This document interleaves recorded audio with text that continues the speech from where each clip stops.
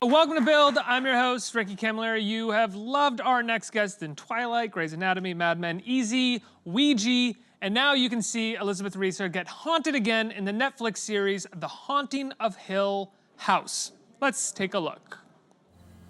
You didn't like it? No, I didn't like it. What's going on? My brother just raped the family is what's going on. Hang on. Look, I get that things haven't exactly been going well with your writing, and when you said you wanted to do a book about the house, I understood that, but this is... I sent you guys the manuscript in case you had any objections. I didn't have to do that. Of course we object. I object, Steve. Let's calm down a bit. You be calm, Lee. It's not your name in here. It's not your family. Hey, it is my family. You weren't there. Look, I can tell that you're upset, but Steve had every right. Do you know how much money they're offering on the advance? We can buy a house. We can move to LA. I need to start a real life for my own family. We're your family, Steve. What you're doing to Mom? Mom was mentally ill. It's a fact. I'll be damned if the apple didn't fall too far from... I'm sorry. Wow. I'm sorry, that wasn't... Wow. Elizabeth Reaser, everybody! Hey! Thank you so much for being here. Thank you for having me. Congratulations on the show. It's fantastic. As a horror fan, it's wonderful. It's wonderful to see a good horror show. Most horror shows I find are all about trafficking in the grotesque and gory, which I do love, but I also like seeing one that's more about scares, more about sort of creepy frights in the night, you know?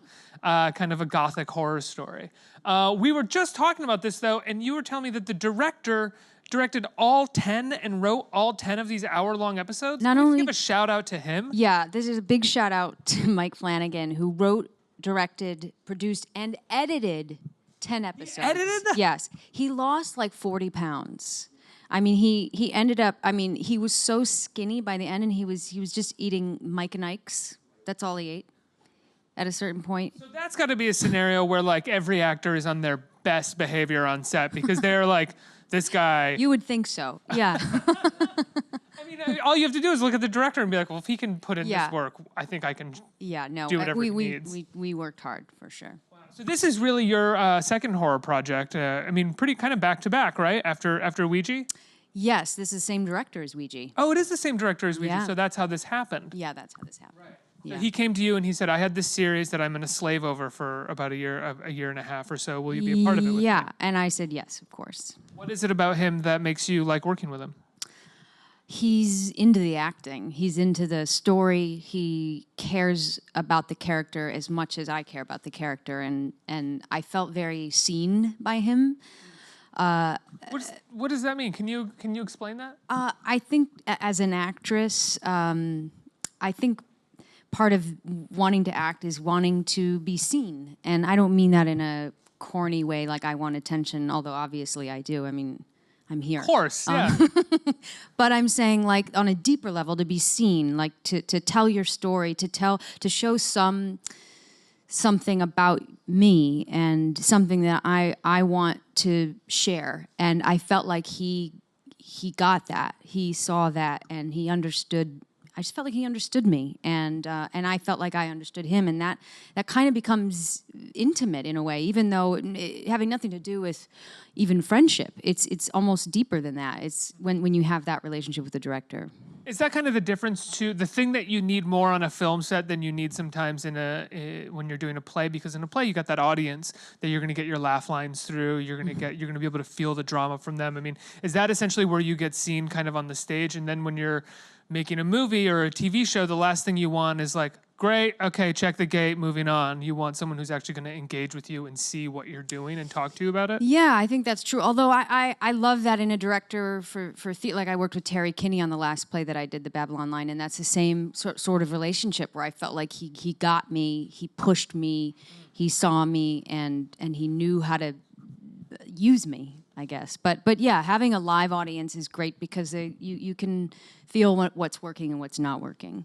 It's cool. You can tell that he cares about actors and he cares about story based off of the second scene of this series, which is a slow push-in and a woman in a therapist's office. Yeah. And it's really beautiful. You kind of forget that it's the same shot because her monologue, it's this incredibly written monologue that goes through, is like a roller coaster ride of emotion, and he's slowly pushing all the way in on her face. You rarely see any kind of setup like that, I think, in a horror movie or TV Yeah, show. he loves doing that. He loves like holding on an actor, and he loves writing those kinds of speeches and trusting the actors. So since he's worked with you before, did he already have all 10 scripts written, or was he like sort of building the character with you? He had built the character. He created the character, but he hadn't written all the scripts. But he would shoot for 18 hours, go home, shot list with his DP, and then write another episode. I mean, he was also writing Dr. Sleep at the same time. I mean, he burns on some sort of frequency that no normal people don't. Do all directors burn on that frequency, or is it a rarity that you come into contact with one No, that they does? don't all. I think it just depends on a way of working, and some directors I think are single-minded and need to be focused on one thing, but some are capable of doing a million things, and that sort of fuels them. So tell us about your character. I play Shirley Crane, who is a mortician. She owns a funeral home, and she also embalms bodies and does makeup on corpses and deals with the grieving family members, and that's her life. And she's a mother and a wife, but her life's work is making dead people, giving family members their final moment with their loved ones by making them look beautiful. And you also have a history with your family, not your sort of immediate nuclear family, but with your extended family, your siblings. You have a kind of haunted past and history, right? Yeah, well, the story is about 5 children who grew up in this house that's haunted, or people say is haunted. It becomes a very famous house. And it's really about the trauma that these 5 children endured. And it goes back and forth in time between the children and then us in the present day, the 5 kids grown up, and how they've sort of tried to move through life with varying degrees of trauma. And so one of the ways in which Shirley, my character, has coped with the trauma and the tragedies that happen in that house is by becoming a mortician and sort of making friends with death and trying to find a way to have control over death, I think. So much to the point where she engages in I don't want to give any spoilers away. She engages in in her job with a person that others say that she should not engage with, right? Does that make sense? I'm being coy. Gauges? Not engages, does her job. Oh, yes. Morticians. A body that is close to her. People Yes. say she should not. Yes. People. I worked with a real mortician. She plays my assistant on the show. Wow. Yeah, and she said, she would never even work on a friend, much less a loved one or a family member, because it would be too traumatic, obviously, to go inside. I mean, the things that you have to do to embalm a body, it's grotesque. Did you watch a mortician embalm a body? Did you do a little research? I did. What was crazy is as soon as I was cast, they started sending me all these videos of people being embalmed, and I was like, what are all these emails? Regret this immediately. Thanks, guys. Well, yeah. I mean, I didn't open it, and thank God Mike Flanagan, the director, sent me an email immediately after all these emails came in saying, hold on, just careful before you open it. Just know that it is videos of people being embalmed, and just prepare yourself. And I was like, oh, I'm definitely not watching that. I'm an actress. I can imagine what it's like. And then I realized that would be very half-ass. And of course I have to watch it. And so I basically begged my boyfriend to sit and watch these embalming videos with me. And then of course, as soon as I pressed play, he was like out.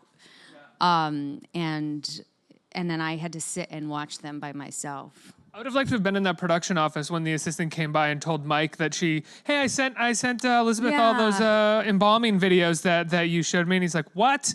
I gotta call her, because you were just getting a list. I was just like, going to start clicking on things, so it was nice of him to do that. But you didn't really watch that much of them, or No, I watched all of them, and then you start going down a there's so much out there to watch, and I thought it was important to sort of just to do that so that I would be comfortable on the day, because I do a lot of that on camera. I do a lot of embalming. I was sewing on scalps. I was doing things that I don't want to say because it's so upsetting to even think about. So I wanted to like have that in my... What was the most upsetting thing that you had to do? Oh gosh, I took some organs out of a body. I like opened up a chest cavity and pulled organs out, and... This isn't a real cadaver, right? No, that okay, would have been, yeah. I think, unethical. Yeah, I think so. And possibly, Save that for medical students. Unrecoverable. Yes, but it felt very real because the detail on these corpses that we worked with. I mean, it was like you could smell it. That's how real they looked. Oh, that's so cool. Is that kind of, not specifically this, but is that kind of one of the reasons that you become an actor, is to get the chance to do random weird things like that? No, actually.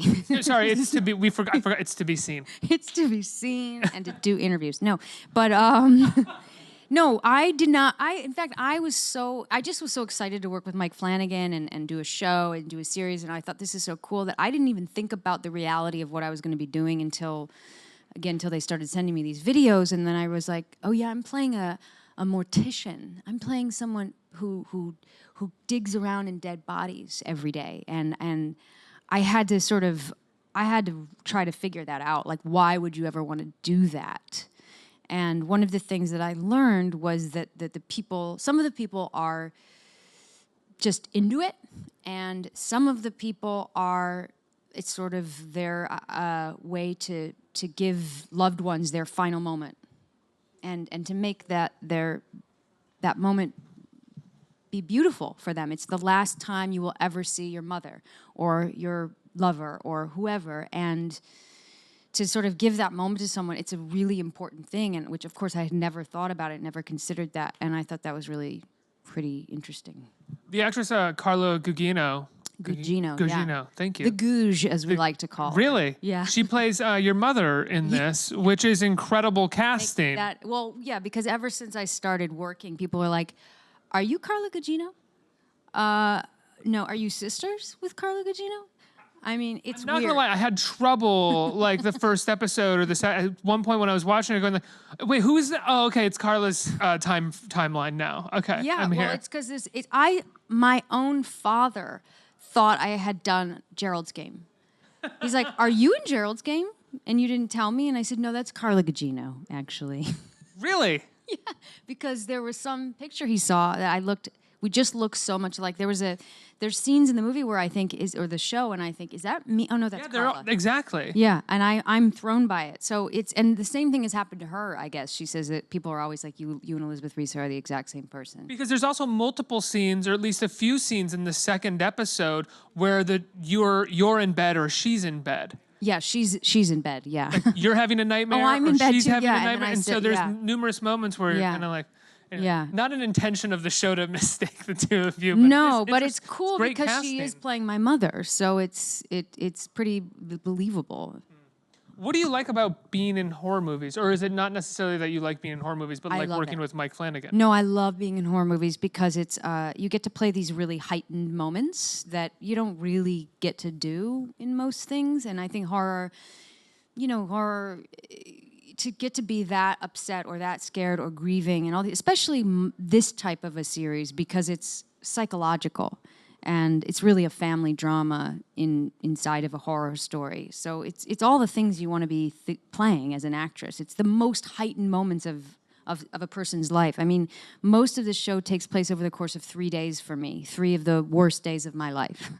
And that is fun, I guess. I mean, if you like losing your mind for 8 months. Well, also most horror, like any good horror, encompasses all elements of drama, which is that there's got to be a certain amount of humor in there to sort of get people close to the characters that you're then going to kill or terrorize. And then there's also a fair amount of action in terms of how you get to how a director has to make these scenes believable and cut them. And I imagine for the actors and actresses, you get to do romance, you get to do drama, you get to be scared, you get to have laughs. You essentially get to run the gamut of what an actor wants to do. Yeah, and that's really rare. I mean, that's a special thing. And also people like it, people watch it. And that's exciting. I mean, it's there's so much out there. There's so much great stuff, and so it's exciting to be in something that, hopefully that people will watch. That's true. That's like the one thing that we know right now about content is that horror cuts through. Yeah, Like- they love it. Nobody knows everything else feels like a big risk and a chance as to whether or not people are going to watch it. But if you make something that's in the horror genre, like people are going to see it. Yeah, people will get up and go out and see it, or in this case, click on it. And if we were just telling the family drama, I don't think we wouldn't have gotten to make this show. Do you watch horror movies? I don't.